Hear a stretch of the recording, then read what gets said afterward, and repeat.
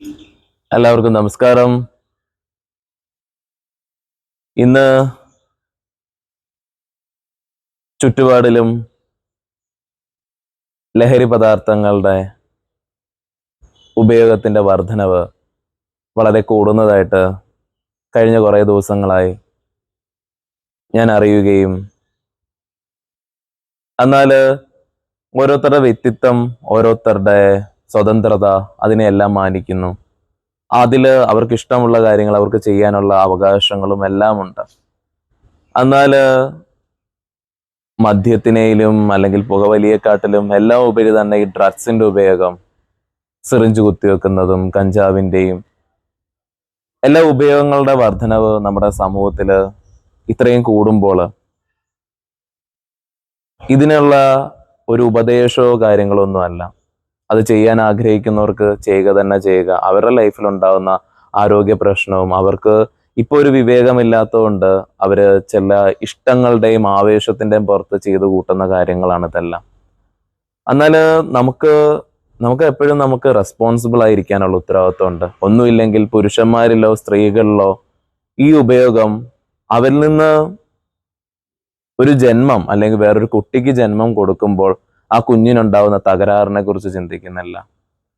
ആ കുട്ടിക്കുണ്ടാവുന്ന ആരോഗ്യ പ്രശ്നങ്ങൾ നമ്മളായി തന്നെ നമ്മുടെ ശരീരത്തിൽ കുത്തിവെക്കുന്ന ഇതുപോലുള്ള ഒരു കെമിക്കൽസ് കാരണം എന്തുമാത്രം ദോഷമാണ് ഒരു സമൂഹത്തിലേക്ക് നമ്മൾ എത്തിക്കുന്നത്. ഇതൊരു ആവേശം മാത്രമാണ്, മനസ്സിന്റെ ഒരു തുടുപ്പ് മാത്രമാണ്. ഈ ഒരു ഡ്രഗ്സ് പോലുള്ള കാര്യങ്ങള് നമ്മൾ ഏറ്റവും ഒരു കാര്യം ചിന്തിക്കണം. ഏറ്റവും ഉയർന്ന ലഹരി നമ്മുടെ ഈ ഒരു ആന്തരിക ഘടനയിൽ തന്നെ ഉണ്ട്. രസതന്ത്രമാണ്. യോഗയുടെ ഭാഷ രസതന്ത്രം എന്ന് വിളിക്കും.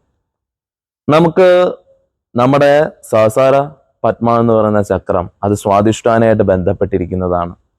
നിങ്ങൾക്കറിയാം, നിങ്ങളൊരു വികാരം കൊടുക്കുമ്പോൾ തന്നെ, ഒരു തോട്ട്സ് കൊടുക്കുന്ന ടൈമിൽ തന്നെ സെക്ഷലി ഉണ്ടാവുന്ന ഒരു ഫീലിങ്സ് നമുക്കറിയാം. അപ്പൊ നമ്മുടെ ഉള്ളിൽ എന്തൊക്കെയൊക്കെ ഒരു രസതന്ത്രം നടക്കുന്നുണ്ട്. ഒരു വ്യക്തി അവിടെ കാരണമാവുന്നതേ ഉള്ളൂ, പക്ഷെ നമ്മളിൽ നിന്നാണ് സെറ്റ്സ് ഹാപ്പൻ ചെയ്യുന്നത്. അപ്പൊ നമ്മുടെ ഉള്ളിൽ ചില ക്രമീകരണത്തോടു കൂടി നമ്മുടെ സ്വാദിഷ്ടാനെ മാസ്റ്റർ ചെയ്യുവാണെങ്കിൽ നമുക്ക് തന്നെ ഒരു ആനന്ദ പ്രക്രിയയിൽ ഇരിക്കാൻ പറ്റും. നമുക്ക് തന്നെ എല്ലാ സമയത്തും ഒരു ലഹരിയിൽ ഇരിക്കാൻ പറ്റും. അത് വേറൊരു അവബോധത്തിന്റെ, ഒരു തിരിച്ചറിവിന്റെ, ഒരു വ്യക്തതയുടെ ഇതായിരിക്കും. അവിടെ ഇമോഷൻസിന് നമ്മൾ പ്രാധാന്യമില്ല, തോട്ട്സിനില്ല, നമ്മളൊരു ആനന്ദത്തിൽ. അതിൽ ഏറ്റവും ഉയർന്ന കെമിക്കൽ ഫാക്ടറി നമ്മുടെ ഈ ഒരു ശരീരഘടനയാണ്. നമ്മുടെ മാനസിക ഘടന അതിലുണ്ടാക്കുന്ന ഉന്മേഷം വേറൊന്നാണ്. അത് പുറമേ നിന്ന് എത്രത്തോളം നമ്മൾ ഡിപ്പെൻഡ് ചെയ്യാൻ പോകുന്നു അത്രത്തോളം നമ്മൾ കുറച്ചു കാലം അതിന്റെ ഹാപ്പിനെസ് ഉണ്ടാവും. പക്ഷെ അതൊരു എപ്പോഴും പ്ലഷറിന് ഇമ്പോർട്ടൻസ് കൊടുക്കുന്ന ആൾക്കാർക്ക് എന്നും ജീവിതത്തിൽ ദുഃഖങ്ങൾ മാത്രമേ വരുള്ളൂ. ഈ ദുഃഖങ്ങൾ കയറി വരുമ്പോൾ അത് നേരിടാന് ഒരു മനോശക്തി ഉണ്ടാവുകയില്ല. അവിടെ സഫറിങ് അനുഭവിക്കും. പിന്നെ അവരുടെ ജീവിതം വേസ്റ്റുമായി തരും. ഇങ്ങനെയാണ് നമ്മൾ നോക്കിയാൽ മതി. 100 പേരെ നോക്കുമ്പോഴും അവരൊരു സമയത്ത് വളരെ ഇതുപോലുള്ള കാര്യങ്ങൾ എൻജോയ് ചെയ്ത് നടക്കും.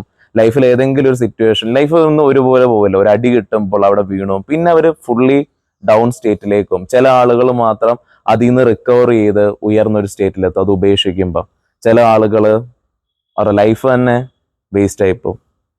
അപ്പോൾ ഒരു ലൈഫ് നമ്മൾ എന്തിനാ പാഴാക്കുന്നത്? എത്രയോ കഷ്ടപ്പെട്ടിട്ടാണ് ഈ ഒരു ശരീരവും മനസ്സും കിട്ടിയിരിക്കുന്നതെന്ന് നമുക്ക് ഒരു ജ്ഞാനോദയം സംഭവിക്കുമ്പോൾ നമുക്ക് മനസ്സിലാവും. പക്ഷെ നമുക്ക് അറിവില്ലെങ്കിൽ പോലും ഒത്തിരിയും കാലമെടുത്താണ് ഇതുപോലൊരു ശരീരവും മനസ്സും കിട്ടിയിരിക്കുന്നത്. അടുത്തൊരു ജന്മം അതിനെ പ്രതീക്ഷ ആത്മീയ പാതയില് ചിന്തിക്കുക. ഒരു ജന്മമുണ്ട്, ഇനിയും വേറെ ജന്മമുണ്ട്, അല്ലെ സ്വർഗമുണ്ട്, നരകമുണ്ട്. അങ്ങനെ ഒന്നൊരു പ്രതീക്ഷ വെക്കാതിരിക്കുക. ജീവിതമാണ്. ആ ജീവിതത്തിനെ പൂർണ്ണ വശതയോടെ അനുഭവിക്കണമെങ്കിൽ നമുക്ക് ഒറ്റ കാര്യം നമുക്ക് പരിശീലിച്ചു തുടങ്ങാം. മെഡിറ്റേഷൻ. നമുക്ക് ധ്യാനം ഏതെങ്കിലും രീതിയിൽ നമ്മൾ ഒന്ന് പ്രാക്ടീസ് ചെയ്യാൻ ആരംഭിക്കുമ്പോൾ, കർമ്മമുത്തിക്രിയയോ അറുമുഖക്രിയയോ ഇതെല്ലാം തന്നെ ഒരു ജാതിയുടെ മതത്തിന്റെ ഒന്നുമല്ല. നമ്മുടെ പ്രാണനെ, നമ്മുടെ ബ്രീത്തിങ് ടെക്നിക്സ് ആണ് നമ്മുടെ ചക്രത്തിന്റെ ഊർജത്തെ വർദ്ധിപ്പിക്കുന്നത്. പ്രാണൻ വർദ്ധിക്കുമ്പോൾ നമുക്ക് തന്നെ നമ്മളിൽ നിന്നുള്ള അഡിഷൻസും കാര്യങ്ങളും എല്ലാം വിട്ടു നമ്മൾ തന്നെ സ്വതന്ത്രതയെ അനുഭവിച്ചറിയാൻ സാധിക്കും. അതുകൊണ്ട് അങ്ങനെയുള്ള കാര്യങ്ങൾക്ക് ധ്യാനത്തിന് ഇമ്പോർട്ടൻസ് കൊടുത്തു കഴിഞ്ഞാൽ നമുക്ക് തന്നെ കുറച്ച് കഴിയുമ്പം ദുഃഖിക്കേണ്ടി വരില്ല. നമുക്ക് തന്നെ ഇപ്പോൾ നിലനിൽക്കുന്ന ഊർജത്തിൽ തന്നെ പരമാനന്ദത്തെ സൃഷ്ടിക്കാൻ പറ്റുന്ന ഒരു രീതിയാണ് ധ്യാനം എന്ന് പറയുന്നത്. നമസ്കാരം.